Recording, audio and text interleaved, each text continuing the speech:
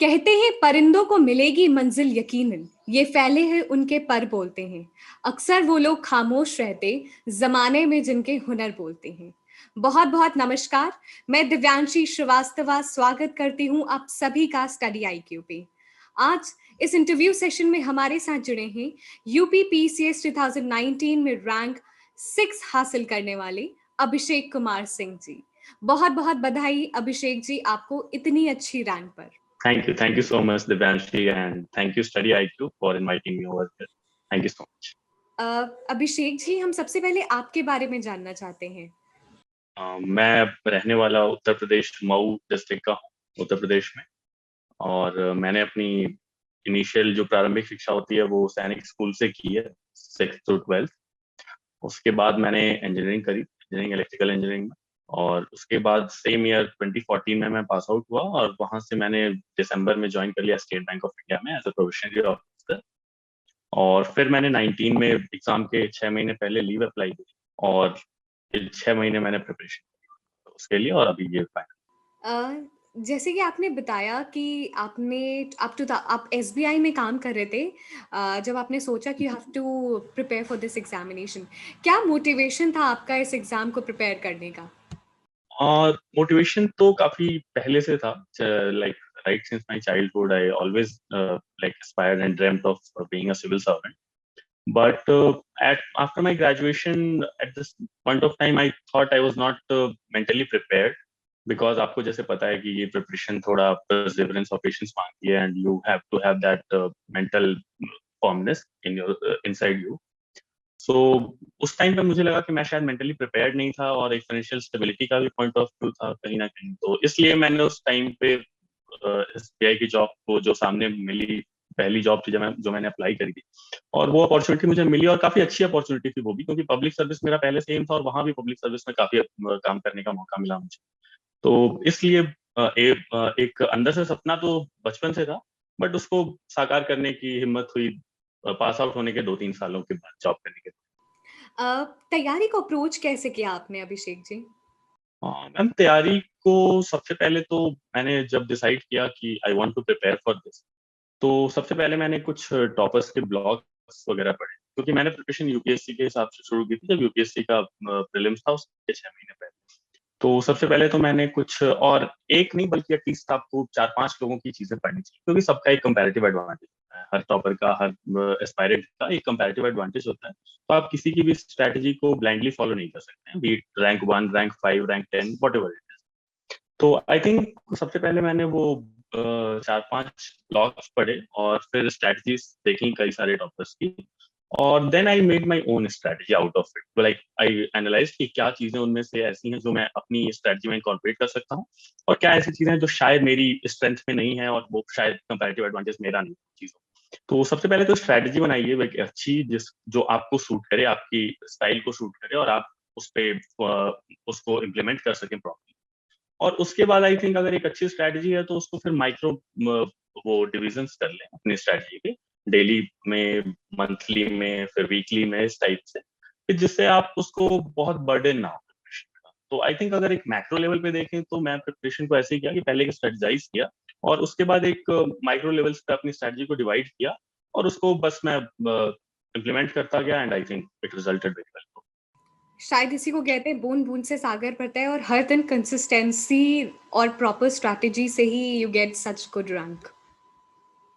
जी बिल्कुल। I think yeah because generally एक perception होता है कि हाँ मैं इतना ये कर लूंगा तो ये रैंक आ जाएगी और क्या। तो आई थिंक प्रिपरेशन के दौरान इन थॉट्स को नहीं आने देना चाहिए, और आपको छोटी छोटी चीजों पे ही कॉन्सेंट्रेट करना चाहिए, because some of little things translate into a bigger than only like mechanical some of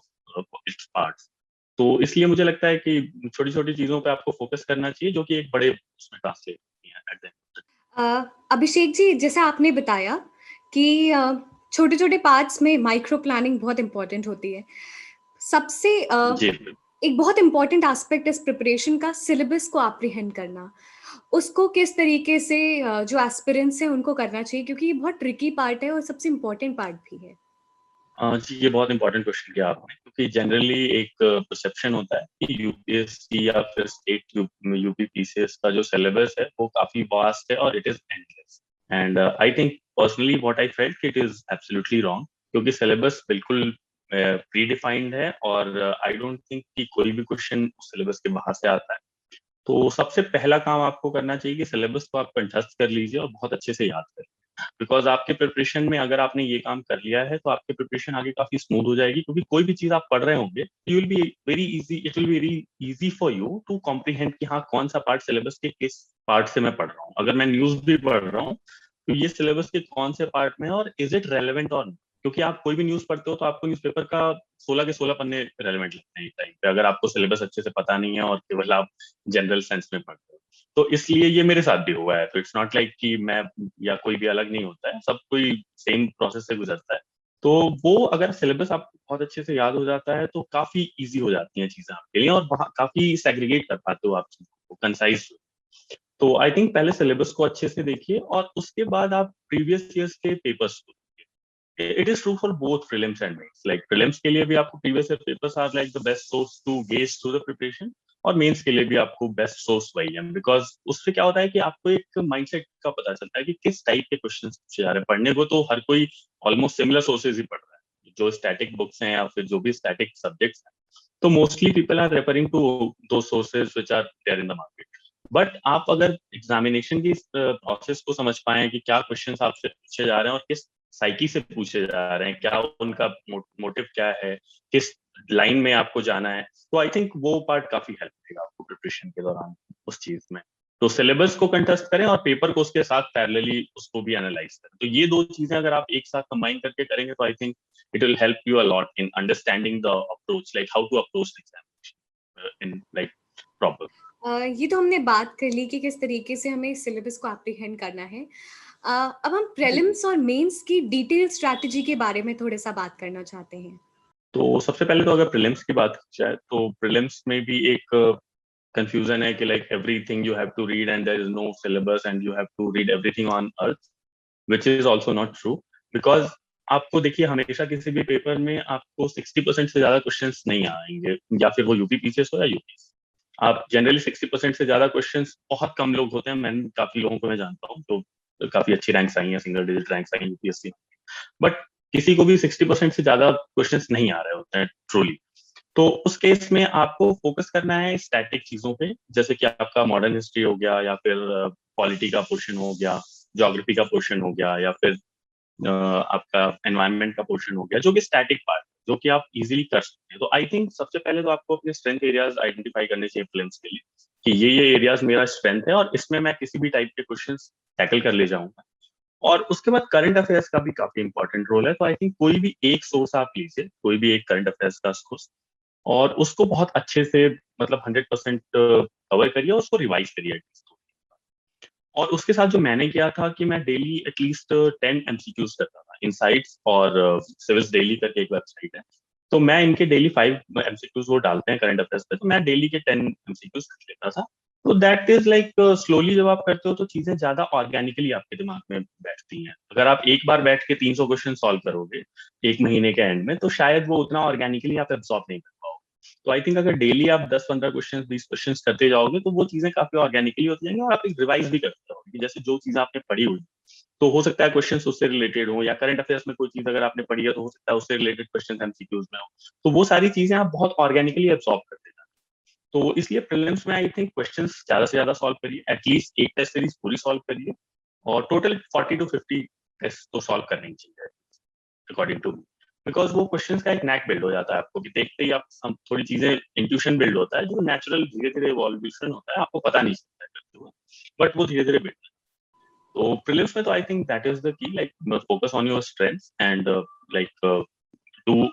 as many as possible questions and test, कि जिससे आपका एक क्वेश्चन सॉल्विंग टेक्निक्स इंप्रूव हो। और बस उसके साथ आई थिंक और बहुत ज्यादा ओवर एम्फेसाइज मत करिए लाइक 100% कि हाँ मुझे सारी चीजें जाननी है, बिकॉज सारी चीजें जानने के चक्कर में आप इंपॉर्टेंट चीजें मिस हो जाएंगे। तो इसलिए हमेशा अपने स्ट्रेंथ पे जाइए, लाइक 60 to 70% टारगेट करिए, और बहुत इजीली, वैसे भी प्रीलिम्स एक क्वालिफाइंग एग्जाम होता है, तो you don't need to like top in this और get it very high marks, आपको जस्ट कट ऑफ क्लियर करना होता है। तो ऑलवेज फोकस। अगर मेंस की बात करें तो आई थिंक थोड़ा जैसे एक एग्जाम का एक वो है कि एक पैटर्न बनाया हुआ है कि प्रीलिम्स जो है वो आपकी विड्थ को चेक करता है कि आप कितना वास्ट एरियाज में चीजों को जानते हैं। मेंस का पैटर्न थोड़ा सा डिफरेंट है बिकॉज मेंस में आपको चीजें मेंस में जो एक्सपेक्टेशन होती है that is about depth, like how deeply you know things, कि अगर आपको कोई क्वेश्चन पूछता है तो इन हाउ कंसाइज, अगर आप चीजों को अच्छे से जान रहे होगे तभी उतने लिमिटेड वर्ड्स में, जैसे यूपी पीसीएस में 125 वर्ड्स होता है 10 मार्क्स 8 मार्क्स के लिए, और 200 वर्ड्स का होता है 12 मार्क्स। तो अगर 200 वर्ड्स में आपको कोई एक पूरा पॉलिसी या लेट्स से कि किसी भी इंपॉर्टेंट एक्ट के बारे में अगर डिटेल में लिखना है तो you have to have very good like control and command over that topic. तो इसलिए बहुत डीप मेंस में चीजों को थोड़ा डीपली आपको देखना है जिससे आप उस टॉपिक के एसेंस को समझ पाएं, उसके बैकग्राउंड को समझ पाएं और उसके जो उसके रिपरकशंस हैं या जो उसके पॉजिटिव आउटकम्स हैं उसको एनालाइज कर पाएं। तो मेंस के लिए आई थिंक सोर्सेज की बात करें तो आपको डिफरेंट सोर्सेज लोग यूज करते हैं, जैसे ऑनलाइन ऑफलाइन स्टैटिक बुक्स वगैरह लक्ष्मीकांत यूज करते हैं पॉलिटी के लिए, मॉडर्न हिस्ट्री के लिए स्पेक्ट्रम यूज करते हैं, मैंने भी वही किया था। और एनसीईआरटीज भी आप रेफर कर सकते हैं वैसे हिस्ट्री में, क्योंकि हिस्ट्री में वो भी काफी हेल्पफुल होता है। बाकी सोसाइटी के लिए एनसीईआरटीज के अलावा आप कोई एक कोचिंग का नोट्स भी ले सकते हैं मेंस में, क्योंकि वो एनसीईआरटी से आपको बेसिक अंडरस्टैंडिंग मिल जाती है बट डिटेल्ड आपको अंडरस्टैंडिंग और क्वेश्चंस किस टाइप के आते हैं वो आपको शायद पूरी तरीके से नहीं मिल पाता है, तो वो किसी भी एक कोचिंग का मटेरियल आप ले सकते हैं। तो बेसिकली मतलब मेंस में मेरा कहने का मतलब है कि आपको एक क्वेश्चंस को कॉम्प्रिहेंड करना आना चाहिए, कि कोई भी चीज आप पढ़ रहे हो, जैसे मान लो आपने पार्लियामेंट के बारे में पढ़ा पूरा अगर politics chapter, so you should know like how what kind of questions की like are they asking about parliament, कि like they can ask कि राज्यसभा का डिक्लाइन हो रहा है पिछले 10 सालों में, how do you see, like last year एक क्वेश्चन आया था इसमें। तो उस टाइप के क्वेश्चंस को अगर आपने थोड़ा एनालिटिकली नहीं पढ़ा होगा तो it will be difficult to like approach और उसको आंसर कर। तो आई थिंक इसमें सबसे इंपॉर्टेंट पार्ट ये है मेंस में, आप थोड़ा एनालिटिकली पढ़े चीजों को और कंसाइज नोट्स अपनी जरूरत मेंस की प्रिपरेशन। प्रीलिम्स में आप बिना नोट्स के काम कर सकते हैं अगर आपने पर्सनल नोट्स नहीं भी बनाए, बट मेंस में you can not do like without your, चाहे वो ऑनलाइन बनाए आप ऑफलाइन, वो आपकी पर्सनल चॉइस है, लेकिन नोट्स जरूर बनाए। ऑनलाइन का एडवांटेज ये होता है कि ऑनलाइन में आपको जो चीजें करंट अफेयर्स हैं जैसे इंटरनेशनल रिलेशंस हो गया या फिर सोसाइटी से रिलेटेड जो क्वेश्चन हो गए, तो उसमें आप अपडेट कर सकते हो और बहुत सारी चीजें ऐसी होती है जो टाइम के साथ इरेलेवेंट हो जाती है, तो वो नोट्स आपके बल्कि नहीं होंगे, आप उसको एलिमिनेट कर सकते हो। बट नोट्स अपने पर्सनल जरूर होने चाहिए बिकॉज वो लास्ट के टाइम में अगर आपको एक दिन में जीएस 1 और जीएस 2 दोनों लिखना है, जीएस 3 और 4 लिखना है, तो उसके लिए आई थिंक अगर आपके अपने नोट्स होंगे हर चीज के 10 पेज 12 पेज 15 पेज इस तरीके जैसे जितने में भी आप कंफर्टेबल, तो आई थिंक वो लास्ट में बहुत हेल्प करता है। तो इसलिए सारे सब्जेक्ट्स के आई थिंक आपको पर्सनल थोड़े थोड़े नोट्स इंपॉर्टेंट टॉपिक्स के एटलीस्ट आपके पास होने चाहिए, तो that will definitely help you like recalling and then producing, क्योंकि वहाँ टाइम बहुत कम है, आपको 8 मिनट का टाइम मिलता है 10 मार्कर के लिए, 8 मार्कर के लिए, और 12 मिनट्स का टाइम मिलता है 12 मार्कर। तो उसमें बहुत कम टाइम में बहुत सारी चीजें आपको लानी होती हैं, तो वो शॉर्ट टाइम में बहुत ज्यादा रिवीजन जो होता है वो बहुत है। सर कहते हैं बहुत इम्पोर्टेंट पार्ट प्ले करता है current affairs, static plus dynamic, किस तरीके से लिंक करके स्टूडेंट्स पढ़ें? मैम देखिए current affairs as you said rightly mention कि करंट अफेयर्स का इंपॉर्टेंस काफी बढ़ गया है प्रिपरेशन रिसेंट ईयर्स में, एंड पहले से भी रहा है जब से भी पैटर्न चेंज हुआ है, but at the end of the day we have to realise कि करंट अफेयर्स में भी जो चीजें आ रही हैं उनमें बहुत सारी चीजें हैं जो कि डिराइव हो रही हैं like from static sources. For example अगर मान लीजिए कोई जोनल काउंसिल की मीटिंग होती है, तो नॉर्दर्न काउंसिल की या फिर सदर्न काउंसिल, तो उसकी मीटिंग एक करंट अफेयर्स का न्यूज है, और जो कि करंट अफेयर्स के आपके मैनुअल उसमें जो भी मैगजीन्स, जैसे मैंने इनसाइट्स ऑन इंडिया फॉलो किया था डेली के लिए, तो उसमें वो चीज आपको मिलती है। बट स्टैटिक जोनल काउंसिल की न्यूज जरूर करंट अफेयर्स है या डायनेमिक न्यूज है, बट जोनल काउंसिल एक स्टैटिक टॉपिक है आपके सिलेबस में, तो वो चीजें आपको वहां से लिंक करना है, क्योंकि जोनल काउंसिल आपने ऑलरेडी स्टैटिक में पढ़ा हुआ है। अब उसको आप एक रिवीजन के तौर पे देख सकते हैं कि कुछ नया हुआ है क्या करंट मीटिंग में, या कोई नई डायनेमिक्स है क्या। और सोर्सेज की अगर मैं बात करूं तो मैंने इनसाइट्स ऑन इंडिया जैसे बताया मैंने वो फॉलो किया था डेली बेसिस पे, और उसके अलावा मैंने स्टडी आईक्यू के कुछ वीडियोस भी फॉलो किए थे, जैसे जो अनिरुद्ध सर बनाते हैं, महिपाल सर बनाते हैं, अंकित सर। तो इन लोगों के जो वीडियोस थे उनमें क्या था कि एक बहुत क्रिस्प वीडियोस होते हैं 8-10 मिनट के, तो मैं डेली सोने से पहले एटलीस्ट एक दो जो मुझे इंपॉर्टेंट वीडियोस लगते थे सिलेबस के हिसाब से रेलेवेंट वीडियोस, तो उनको मैं देख लिया करता था सोने के पहले करीब 10 मिनट 15 मिनट, जैसे कि वो ट्रैक भी ज्यादा। और इसका एडवांटेज ये है कि आप 8-10 मिनट के वीडियोस में बहुत ही एक एनालिटिकली किसी भी टॉपिक को, कोई भी करंट अफेयर्स है, तो उसको बहुत ही बैकग्राउंड के साथ और एनालिटिकल वे में आप बता देते हो एस्पायरेंट को। तो वो आपका रिसर्च वाला काम जो एस्पायरेंट को करना था, कि अगर मान लो करंट अफेयर्स में कोई news I, let's say shell gas exploration से रिलेटेड या कुछ भी इस टाइप से, तो उसमें अगर मैं पर्सनल लेवल पे जाके उसको एनालाइज करूंगा कि हाँ शेल गैस कहाँ कहाँ मिलती है इंडिया में और क्या क्या, तो that will take lot of time on my behalf. तो वो काम स्टडी आईक्यू और जो भी इस तरीके के प्लेटफॉर्म है, उससे आपका वो काम कट आउट होता है, क्योंकि वो आपको 8 मिनट में सारी डिटेल इन्फॉर्मेशन जाती है, तो that saves you a lot of time. So I think that way current and dynamic can be like done dealt with too. कि आप हमेशा स्टैटिक पार्ट को दिमाग में रखिए और करंट अफेयर्स का कोई भी एक सोर्स दो सोर्स पकड़िए उसको और उसको रिलीजियसली फॉलो, क्योंकि आजकल तो बहुत सारे सोर्सेज हैं, बस आपको किसी पे ट्रस्ट करना है और उसको रिलीजियसली। और सर अगर हम स्टेट बेस्ड न्यूज की बात करें तो उसे कैसे आपने कवर किया था? मैम स्टेट के लिए मैंने पर्सनल मैंने अपनी जो प्रिपरेशन की थी उसमें मैंने स्टेट गवर्नमेंट की जो वेबसाइट्स होती हैं, जैसे यूपी गवर्नमेंट की निवेश मित्रा एक पोर्टल है, और बाकी जो स्टेट गवर्नमेंट यूपी की उसकी डिफरेंट डिफरेंट डिपार्टमेंट्स की जो वेबसाइट्स हैं, तो मैंने उन सारी वेबसाइट्स को एक बार एक एक दिन का टाइम देके वो किया था कि एक एक दिन 2 2 3 3 4 4 घंटे जितना भी टाइम मुझे लगा, कि जिसमें कुछ इंपॉर्टेंट लगा तो उसको थोड़ा ज्यादा भी दिया। बट मैंने वो डेली का जो यूपी गवर्नमेंट की इंपॉर्टेंट वेबसाइट्स थी उनको 2 2 3 3 4 4 घंटे का टाइम दिया, और उनमें से जो मुझे इंपॉर्टेंट चीजें लगी, जो GS1 में अगर कोई रेलेवेंट चीज है तो उसको वहां से उठा लिया, और GS2 में अगर कुछ नए एक्ट आया या कोई नया कंजर्वेशन प्रोजेक्ट आया यूपी में, या फिर लेट से कोई नई पॉलिसी आई है उसमें गवर्नेंस से रिलेटेड या कोई ई गवर्नेंस से रिलेटेड, तो वो सारी चीजें मैंने नोट डाउन कर दिया और एक अपना यूपी स्पेसिफिक करीब 10 पेज का नोट्स।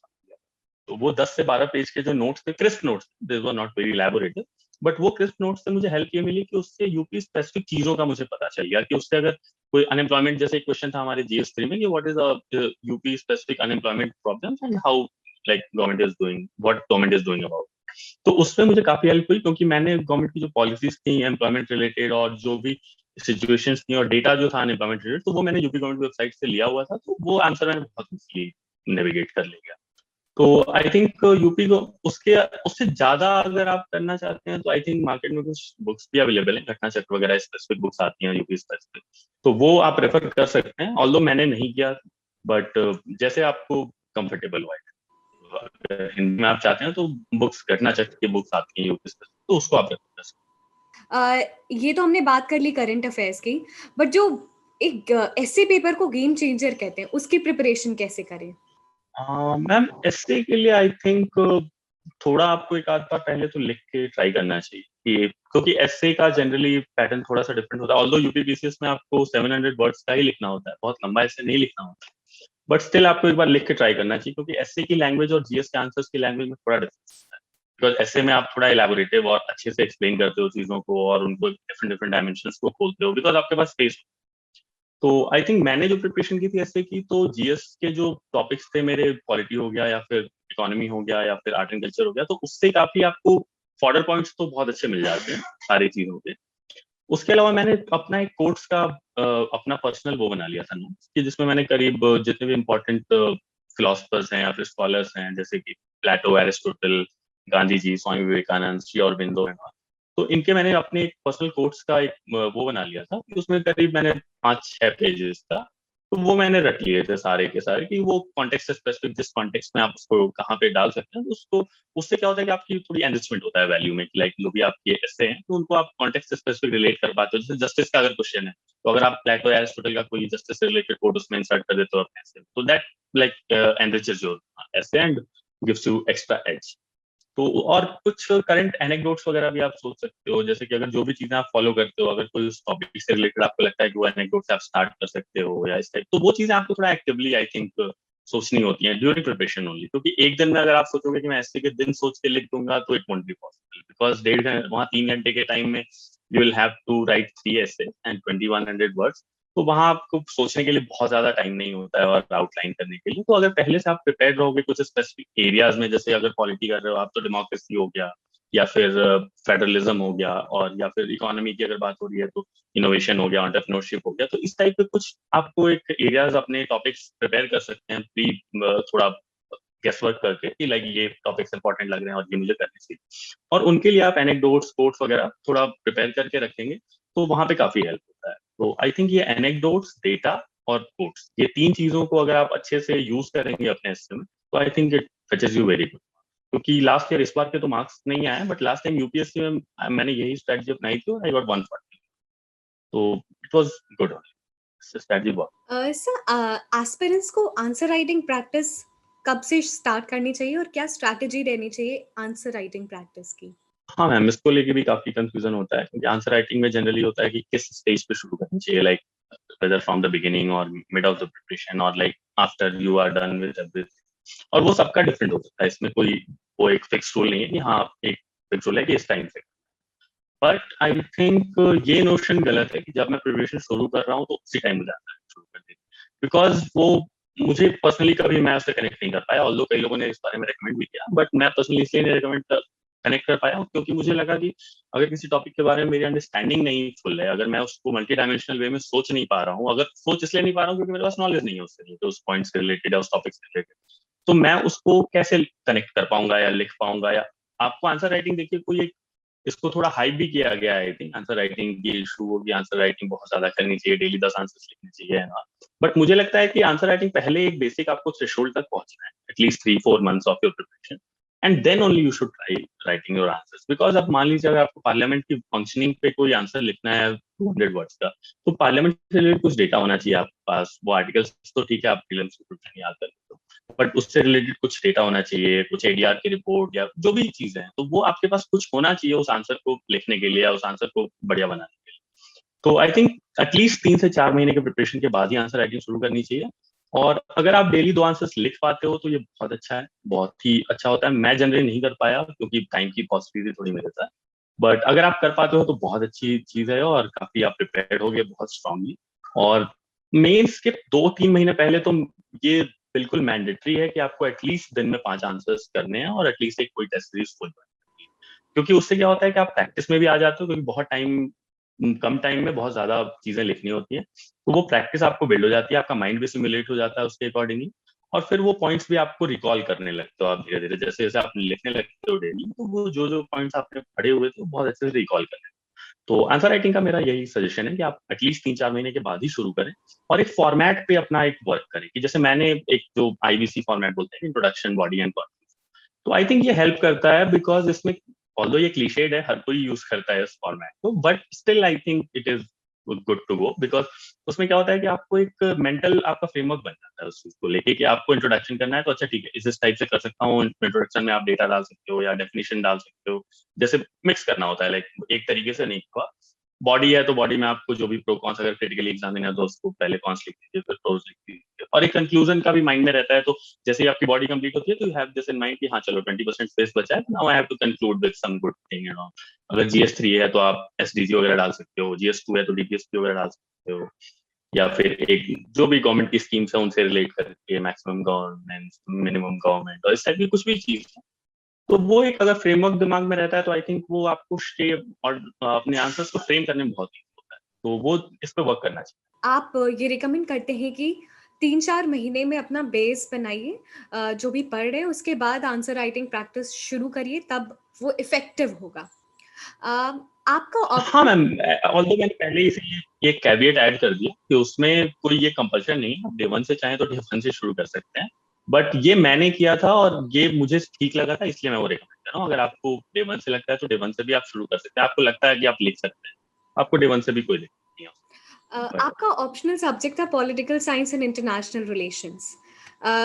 कैसे आपने इसकी तैयारी की थी? और ऑप्शनल्स के में हमेशा एक डिलेमा होता है कि ऑप्शनल्स क्या स्टूडेंट्स खुद से कर सकते हैं या उन्हें किसी कोचिंग की ज़रूरत पड़ती है? और कोचिंग का एक इम्पोर्टेंट रोल आई थिंक ये है कि आपको जो चीजें, जैसे अगर आपके पास टाइम है देन तो you can do on your, आप खुद से भी बहुत अच्छे से कर सकते हैं सारी रिसोर्सेज के साथ, क्योंकि आजकल बहुत सारी चीजें ऑलमोस्ट ऑनलाइन अवेलेबल है और आप बहुत इजीली उन चीजों को अपने से कर सकते हैं। बट कोचिंग क्या करता है कि एटलीस्ट मेरे केस में जो हेल्प हुआ मुझे फर्स्ट अटेम्प्ट में, मुझे इसलिए हो पाया मेरा, मुझे ऐसा लगता है कि मुझे सारी चीजें वो सेग्रीगेटेड वे में कहीं ना कहीं मिल गई, तो वो सारी चीजें मुझे खुद से एफर्ट नहीं देना पड़ा उन चीजों। और अगर आपका पहला अटेम्प्ट है और आपके पास टाइम की कमी है तो I think prelims, mains and everything you have to do in one go, GS सारा करना है, ऑप्शनल पूरा करना है, तो उसमें आपको एटलीस्ट एक कंसाइज हो जाता है, आपका जो भी पार्ट है सिलेबस का, तो वो आपको एक कंसाइज फॉर्म में मिल जाता है, तो उतना एटलीस्ट आपका एक थ्रेशोल्ड प्रिपेयर हो जाता है कि let's say 60%, 70%, whatever you call it, तो उतना आपका अगर प्रिपेयर हो गया तो उसके बाद आप additional you can always add, you can always go for it, but without coaching भी किया जा सकता है, ऐसा कोई कंफर्मेड, क्योंकि बहुत सारे लोग हैं आपके पास एग्जाम्पल्स, ऐसा कोई वो नहीं है कि हाँ बिना कोचिंग के नहीं होता है, बिना कोचिंग के भी बहुत सारे लोगों ने क्लियर किया है। तो आई थिंक आपका पर्सनल अगर कमिटमेंट है कि आप उतना कर सकते हैं, वो काम जो मैंने बताया कि जो कोचिंग आपको करके देता है, तो आप इजीली कर सकते हैं, उसमें कोई प्रॉब्लम। सर, आपने जैसे political science and international relation you chose that as your optional,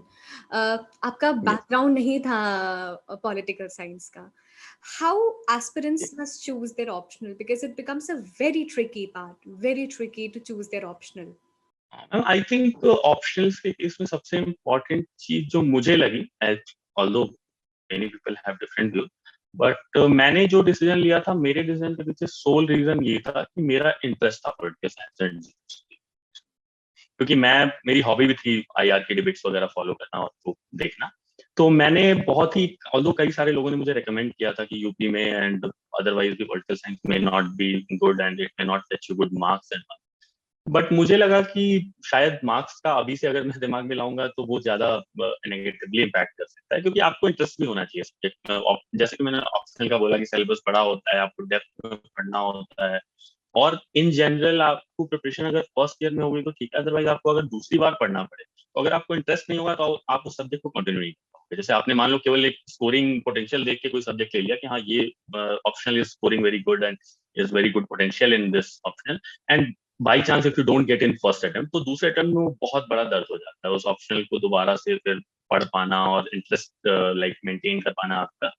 तो आई थिंक मैंने तो इस राउंड पे ही लिया था, और मैं रेकमेंड करूंगा कि अगर आपका इंटरेस्ट किसी पर्टिकुलर सब्जेक्ट में है, और अगर, क्योंकि देखिए जनरली स्केलिंग तो होती है, यूपी बीसीएस में भी इस बार मुझे लगता है हुई है, ऑल्दो रिजल्ट मार्क्स आने के बाद डिटेल पता चलेगा, और यूपीएससी में तो होती है, तो स्केलिंग होती है, तो ऑप्शनल में कोई एडवांटेज डिसएडवांटेज का बहुत ज्यादा वो नहीं होता है। तो अगर आपको कोई एक सब्जेक्ट है जिसमें आपको लगता है कि you are good at it and you can do good in it, you have interest and like you are this inert thing, तो I think you should go with that option उसमें, क्योंकि scoring या non scoring देख के अगर आप करोगे तो I don't think it's a good idea, but although it is a individual choice, but I would recommend कि आपको इंटरेस्ट थोड़ा तो।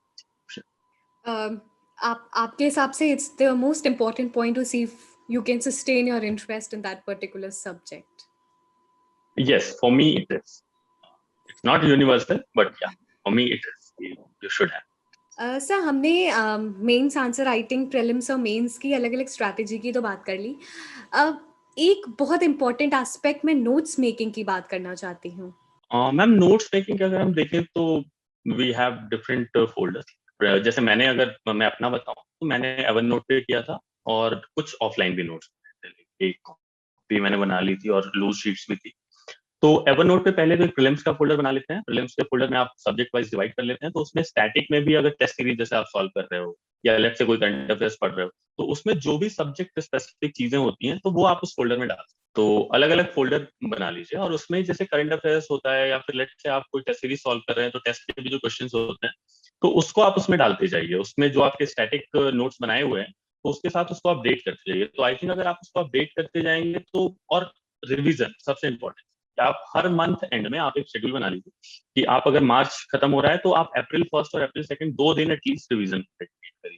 कि 2 दिन आपने जो भी नोट्स उसमें डाले हैं, या जो भी करंट अफेयर्स है, या जो भी आपने टेस्ट सॉल्व किए थे तो उसमें से जो भी इंपॉर्टेंट पॉइंट्स आपने निकाले थे, तो उसको आप उसमें रिवाइज करिए 2 दिन में। 2 दिन आप पूरा रिविजन को डेडिकेट करिए, और प्रीलिम्स में आई थिंक इतना सफिशिएंट होगा कि अगर आप स्टैटिक के साथ करंट अफेयर्स प्लस टेस्ट के जो इंपॉर्टेंट पॉइंट्स हैं उनको अगर आप इनकॉर्पोरेट करते हो, और इतना सफिशिएंट होगा नोट्स के लिए। उसको आप फिजिकल फॉर्मेट में भी कर सकते हैं, पेपर फॉर्मेट में भी, और ऑनलाइन भी। Although online is more helpful because उसमें आपके पास ज्यादा फ्लेक्सिबिलिटी होती है, बट अगर आप कंफर्टेबल हैं ऑफलाइन, तो ऑफलाइन भी कोई दिक्कत नहीं है। ऑफलाइन एवरनोट में ही बनाए थे, ऑनलाइन ही बनाए थे, और ऑफलाइन मैंने कुछ करंट अफेयर्स की चीजें की थी, जैसे मैंने बताया कि स्टडी आईक्यू के कुछ वीडियोस देखता था मैं, या फिर जो एडिटोरियल वगैरह मैं अगर पढ़ता था, तो उनमें मैं क्या करता था कि जो भी मैंने देखे वीडियोस और मुझे अगर कुछ लगा कि ये मेरे के लिए रेलेवेंट चीजें हैं, तो उनको मैं अपने फिजिकल नोट्स में, अपने जो लूज शीट्स मैंने बनाई हुई थी और एक कॉपी बनाई हुई थी, तो उसमें मैं डाल देता। तो अभी भी डालता हूँ इनफैक्ट, तो I am not out of preparation. तो उसको उस चीज से क्या होता है आपका कि मेंस का जो आपका फैक्चुअल चीजें हैं या फिर लेट्स से कि कोई अगर करंट अफेयर्स है जिसको आप यूज कर सकते हैं स्टैटिक पार्ट में, तो वो आपका साथ के साथ एक जगह पे हो जाता है।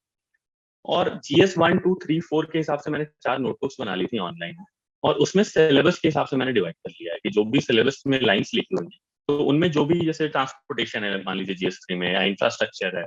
या फिर इंडियन इकोनॉमी एंड एग्रीकल्चर अगर इस टाइप से, तो अलग अलग टाइप से मैंने एक एक नोट्स बना लिए थे नोटबुक में। जीएस 3 की एक नोटबुक बनाई, उसमें सारे नोट्स अलग अलग बना लिए,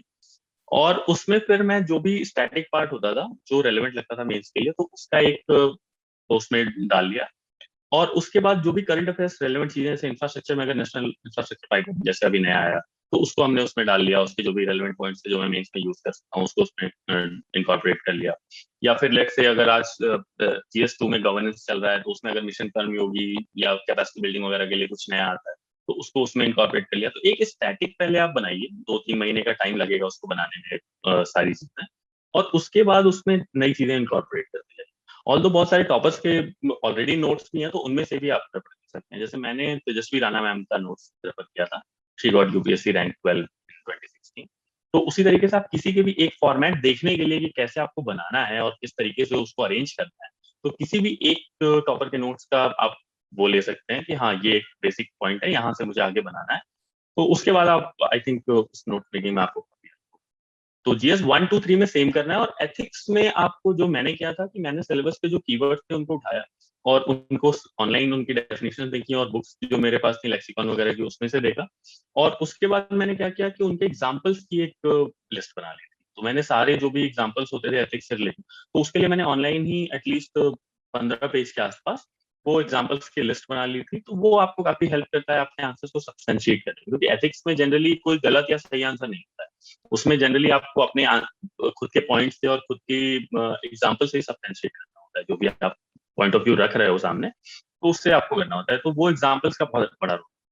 तो वो आप जो भी न्यूज़पेपर में आप पढ़ रहे हो करेंटली, जैसे मान लो कहीं किसी ने डोनेशन दिया, या कोई फिलैंथ्रोपिक वर्क हुआ, या गांधी जी का कोई आपने एनेक्डोट पढ़ा उसमें मॉडर्न हिस्ट्री में, तो उसको आप जीएस 4 के अपने उसमें एग्जाम्पल्स वाली लिस्ट में डाल सकते हैं। मार्टिन लूथर किंग का कोई एनेक्डोट आपने पढ़ा कि अमेरिकन उसमें सिविल वॉर में क्या उनका क्या कॉन्ट्रीब्यूशन, सिविल वॉर नहीं, अमेरिकन जो ये ब्लैक लाइफ वाला इशू हुआ था, तो उसमें मार्टिन लूथर किंग का क्या रोल था, और उनका अगर पर्सनल लाइफ क्या क्या किस तरीके से इम्पैक्ट हुआ, तो वो सारी चीजें आप जीएस 4 के उसमें डाल सकते हो, जो आपके आंसर्स को काफी एनरिच करेंगे। तो आई थिंक नोट मेकिंग में यही मोस्ट इंपॉर्टेंट है कि आप करंट को और बाकी चीजों को उसमें इंकॉर्पोरेट, न्यूज़पेपर से लेके और जो करंट अफेयर्स वगैरह है, कि उसको आप कितना अच्छे से अपने नोट्स में इंकॉर्पोरेट कर पाते हैं, जिससे कि आपको अलग अलग जगहों को रेफर करना है। जैसे आप जीएस 2 का एक अपना नोट्स उठाएं, तो आप एक टाइम पे पूरा रिवाइज कर पाए और पूरा एक इंटीग्रेटेड। आई थिंक ये इसी तरीके से मैंने ऐसे ही किया था। बाकी ऑनलाइन ऑफलाइन का mixture I think will be best, but अगर आप ऑनलाइन नहीं कर सकते हैं तो ऑफलाइन भी कोई दिक्कत नहीं है, उसमें भी आप लूज शीट्स में अपने सही आपका फर्स्ट अटेम्प्ट था, तो आपने इंटरव्यू की कैसे प्रिपरेशन की थी और क्या आप हमारे साथ कुछ इंटरव्यू के एक्सपीरियंसेस शेयर कर सकते? हाँ मैम, इंटरव्यू के लिए मैंने ऑल्दो इंटरव्यू कॉल जब इनका फाइनल रिजल्ट आया उसके करीब 1 महीने के अंदर ही इंटरव्यू था, 1 महीने के आसपास का टाइम मिला था। और उसी बीच में मेरा मेंस का पेपर भी था यूपीएससी का। तो ऑल्दो प्रिपरेशन के लिए बहुत ज्यादा टाइम नहीं मिला, बट लास्ट टाइम मैंने एक इंटरव्यू दिया था यूपीएससी का, तो उसलिए मैं एक बेसिक्स को लेकर प्रिपेयर था कि क्या बेसिक एरियाज हैं और डेफ आपका क्या होता है और क्या क्या इन्फॉर्मेशन है। तो उसने काफी हेल्प किया मुझे इस बार के प्रिपरेशन में, क्योंकि वो बेसिक्स मेरा ऑलरेडी क्लियर था, मुझे केवल करंट अफेयर्स को वो करना था और थोड़ा उन चीजों को शार्पन करना था कि जो भी आपके एरियाज थे, स्ट्रेंथ थे, उनको आपको कैसे प्रेजेंट करना है। तो उसमें मैम पर्सनालिटी टेस्ट में जैसे यूपी पीसीएस और यूपीएससी में एक डिफरेंस है, यूपी पीसीएस में आपको टाइम उतना नहीं होता है, यूपीएससी में जनरली हाफ एन आवर का इंटरव्यू होता है, और यहाँ पे जनरली 15 मिनट्स का होता है। मेरा भी इंटरव्यू 15 to 20 मिनट्स के अराउंड ही था। और यहाँ पे इंफॉर्मेशन बहुत कम होती है, पैनल बोर्ड के पास जो इन्फॉर्मेशन होती है वो आपसे रिलेटेड बहुत कम इन्फॉर्मेशन। तो मेरे से रिलेटेड उनके पास जो इन्फॉर्मेशन थी वो केवल मेरी जॉब से रिलेटेड थी और मेरे ग्रेजुएशन से रिलेटेड थी, नाम वगैरह भी शायद नहीं होता है उनके पास, क्या आपका नाम है, वो सारी चीज। तो यूपीएससी की तरह इनके पास डैफ नहीं होता है, इनके पास बहुत लिमिटेड इन्फॉर्मेशन एक पेज पे होती है एक sheet में। तो मेरे इंटरव्यू में जनरली डाइवर्स एरियाज में काफी गया था, क्योंकि मेरी हॉबीज भी उन्होंने खुद, हॉबीज का उनके पास डैफ नहीं होता है, बट हॉबीज भी उन्होंने खुद से पूछने की आपकी हॉबीज क्या हैं, और फिर थोड़ा ग्रिल करने की कोशिश की। जैसे मेरी हॉबीज थी ऑनलाइन टीवी डिबेट्स देखना, ऑनलाइन जो ये डिफरेंट डिफरेंट चैनल्स थी, तो उसमें he asked me to choose one channel की ये चैनल 4-5 चैनल्स के नाम दे दिए, ABP news, Aaj Tak, NDTV and all, and then he asked me to choose. तो मैंने नहीं किया, मैंने कहा कि सर मैं डिबेट्स को चैनल वाइज नहीं देखता हूँ, मैं कंटेंट वाइज देखता हूँ, जो कंटेंट जिस पे अच्छा है तो मैं वो देखना प्रेफर करता हूँ। तो he pushed me 2 or 3 times at least कि like no you have to pick one, what will you pick?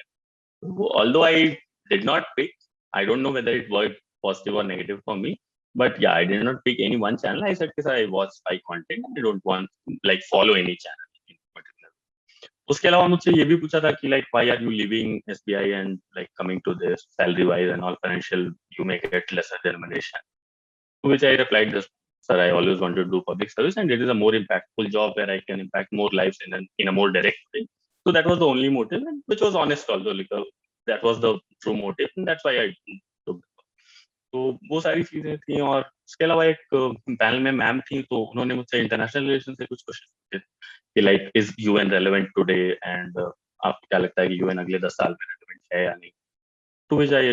Responded in affirmative कि हाँ, यूएन ओनली इंटरगवर्नमेंटल बॉडी है जो कि यूनिवर्सल मेंबरशिप के साथ है, तो it will always be relevant, क्योंकि आपके पास और कोई बॉडी नहीं है इंटरनेशनल रिलेशन में जो कि सारी कंट्रीज को एक साथ मैनेज कर सके और उनको कोऑर्डिनेट कर सके।